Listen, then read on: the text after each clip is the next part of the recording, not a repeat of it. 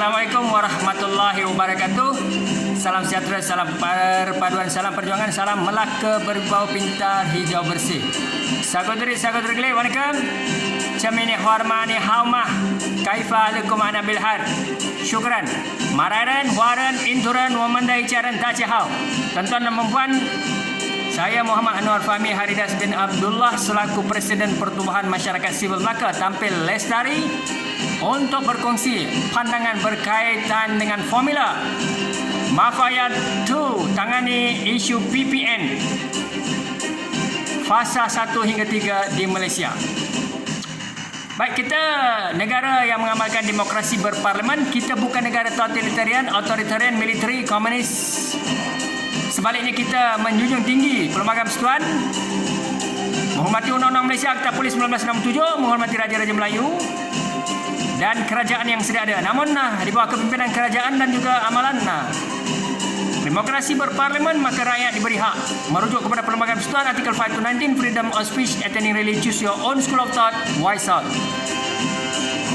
Baik saudara, kita melihat kepada pembentukan pengurusan krisis plan pembentukan negara fasa 1 hingga 3 yang diumumkan oleh Yang Amat Berhormat Perdana Menteri Malaysia. Baik, saya murnikan sedikit di mana jawatan kuasa ini memang sudah ada, telah dirancang oleh kerajaan, tetapi saya cadangkan di atas konsep negara yang mengamalkan demokrasi berparlimen, iaitu tuanku Istana Yang Tuan Agong Raja-Raja Melayu menaungi jawatan kuasa PPN fasa 1 hingga 3, Plan Perancangan Negara atau Plan Pemulihan Negara. Baik saudara, kita melihat kepada kuasa dan mandat diberikan kepada Raja-Raja Melayu sebagai ketua negara. Manakala PM kekal sebagai ketua kerajaan, ketua pembangkang mestilah bersama jawatan kuasa ini, kerana kerajaan dan pembangkang mesti bekerjasama. Tidak boleh di kalangan mereka syakwasangka, menidakkan antara satu dengan lain dan mempunyai agenda yang berbeza. Seterusnya, agensi-agensi kerajaan seperti MKN, KKM, PDRM dan semua agensi-agensi yang terlibat mestilah bersama jawatan kuasa ini ataupun PPN. Kabinet, jemaah menteri, kementerian mestilah juga turut serta. Tuan-tuan dan puan, dalam menangani isu pengurusan crisis management plan, we need the structure itself. Keperluan kita memiliki jawatan kuasa khas amat penting pengurusan krisis, maka terbentuklah PPN. Memang sudah ada, tetapi saya cadangkan sebagai pemurnian. Kita mahu Raja-Raja Melayu dan Yang Tuan Agong menaungi PPN kerana kita tidak mahu melepaskan perkara ini kepada orang politik atau ahli parlimen dan aduan, kerana kadang-kala politik ini menyebabkan krisis berlarutan, maka COVID sukar ditangani. Baik, metod tangani PPN fasa 1 hingga 3 formula Maya Fatu. Ini cadangan saya. Memang kerajaan telah tampil dengan PPN, kita maklum yang diumumkan oleh Yang Amat Berhormat Perdana Menteri. Tetapi saya memurnikan sedikit di atas konsep negara mengamalkan demokrasi berparlimen. Baik saudara, saya mencadangkan wajibkan suntikan vaksin kepada rakyat setara vaksin diterima pemimpin. Kita lihat YB Khairi Jamaluddin menyuntik vaksin, begitu juga Tun Dr. Mahathir Mohamad yang hampir 96 tahun menyuntik vaksin. Jadi sudah jadi persoalan kepada rakyat akan rumbi, apakah vaksin yang disuntik oleh pemimpin setara dengan yang diterima oleh rakyat. Apabila kita dapat meyakinkan rakyat yang mana kebanyakan jemaah menteri kabinet dan ahli parlimen mendapat vaksin-vaksin yang berkualiti dan sama dan setara dengan rakyat, maka rakyat tidak akan bercelaru atau resah atau gusar. Ini masalah kita kerana tanggapan-tanggapan. Kononnya pemimpin-pemimpin seperti Tun Mahathir mendapat vaksin yang berkualiti, menjamin keselamatan rakyat. Sebaliknya, ini adalah pandangan-pandangan jelek, pandangan-pandangan yang kurang tepat dan kadang-kadang mencelarukan atau menggugat pemahaman rakyat. Sebab itulah saya kata pemimpin seperti Tun Dr. Mahathir, YB Khairi Jamaluddin mestilah meyakinkan rakyat bahawa vaksin yang diterima oleh rakyat setara sama dengan disuntik kepada beliau. Baik, seterusnya, negeri di bawah 200 kes dibenarkan memulakan aktiviti ekonomi dan sosial melalui SOP yang ketat. Tuan-tuan dan puan-puan, kalau kerajaan buat lockdown berterusan 1, 2, 3 tahun, habis lumpuhlah ekonomi Malaysia. Maka itu kita mestilah melihat justifikasi. Mana-mana negeri yang di bawah 200 kes, benarkanlah aktiviti ekonomi dan sosial, tetapi SOP sangat ketat. Baik, seterusnya, agensi kerajaan penjawat awam wajib bekerja namun melalui SOP ketat dan bergila-gila. Kita tidak boleh leka dan menurut saja plan PPN atau PKP ini, kerana kelak sistem kerajaan, government delivery system akan tergugat, lumpuh.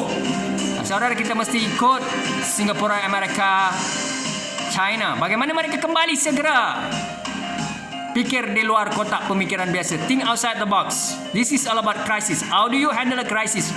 Government and leader.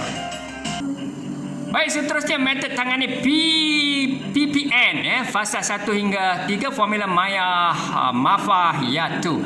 Baik, kerajaan persekutuan perlu mengkaji kekuatan negeri Perlis mencatatkan kes COVID-19 di bawah 0 hingga 2 kes sahaja. Tuan-tuan dan perempuan, hari ini 29 hari bulan Jun 2021, Perlis tidak mencatatkan apa-apa kes COVID di negeri berkaitan. Jadi, menjadi satu tarikan kepada kerajaan pusat, Federal State Local Government, DLC's company, organisation, institution, please learn something from Perlis state government and what's going on in Perlis. We should learn from them and do the best for us as a nation. Baik, seterusnya, kerajaan Malaysia perlu belajar daripada Amerika, Singapura dan China, kenal pasti metod sebenar menangani COVID-19 dan tidak menumpukan lockdown berterusan. Lockdown. Saudara, kalau kita teruskan saja lockdown, dia akan menggugat ekonomi. Kerana kes meningkat, walaupun sebenarnya ada trend penurunan, tetapi untuk mencapai 4,000 ke bawah, kita rasa agak bimbang. KSN perlu kerah ketua jabatan mencari metod digital selesaikan tugas organisasi. Ketua kerajaan, ketua setiausaha negara, merujuk kepada federal government, state government dan local government, persekutuan negeri dan tempatan. KSN perlu segera menyantuni dan menyeru ketua-ketua jabatan come out with digital approach to handle ataupun mencari jalan terbaik untuk menyelesaikan tugasan work from home. Kita beri contoh kepada KSN, KSU, SUB, PTD, pegawai takbir, ketua jabatan, ketua pusat tanggungjawab. Contoh. Baik, cadangan keberkesanan sistem digital work from home, Jabatan Agama Islam. Satu contoh ya. Tidak memperlekehkan mereka, tetapi contoh. Baik, proses pernikahan online, itu satu contoh kes. Kita tengok bagaimana carta alih. Proses SPPIM. Borang online diisi oleh calon, seterusnya calon scan dan email ke jabatan dokumen-dokumen diperlukan, segala dokumen. Seterusnya diproses dan diluluskan oleh PTJ, Pusat Tanggungjawab Jabatan Agama Islam atau pejabat kadi berkaitan. Kemudiannya kaunter dibuka, bayaran fee dan nikah virtual berjalan secara online, electronic government. Industri 4.0, digital system, kita gunakan sistem teknologi. Jangan kita mengharapkan COVID turun kalau 5-6 tahun, 10 tahun tidak turun, habis lumpuhlah sistem kerajaan, tuan-tuan. You should think outside the box. Allah takkan ubah nasib satu kaum melainkan kaum itu mengubah nasibnya sendiri. Hijrah. Baik, kita tengok kelemahan penjawat awam dan sistem organisasi ketika lockdown. Penjawat awam, Federal State Local Government buntu. Segelintirnya memang efisien, tetapi majoriti kementerian Federal State Local Government JLC's company buntu, tidak tahu apa perlu dilakukan. Seterusnya, tiada inovasi. Tidak boleh berfikir bagaimana mahu anjakkan digital atau tukar sistem kepada MyEG ataupun electronic government. EFT memang ada, tetapi bagaimana dengan tugasan-tugasan lain? jabatan-jabatan lain, pejabat tanah, ya, Kastam, JPJ, bagaimana Jabatan Agama, Majlis Agama, bagaimana Kementerian Pendidikan, bagaimana Kementerian Pengajian Tinggi. Baik saudara. Seterusnya ikut Wahyu PPN fasa 1 hingga 3. Jadi penjawat awam hanya mengikut aliran ataupun menjadi follower kepada kerajaan atau Yang Amat Berhormat Perdana Menteri, di mana mereka tidak ada satu kekuatan untuk berfikir di luar kotak kerana mereka terikat dengan akta perkeliling arahan kerajaan dan seterusnya. Baik saudara, kesan kepada ekonomi negara dan sistem penyampaian kerajaan apa berlaku apabila PPN ataupun PKP apa saja berlaku ataupun pendekatan lockdown. Kesan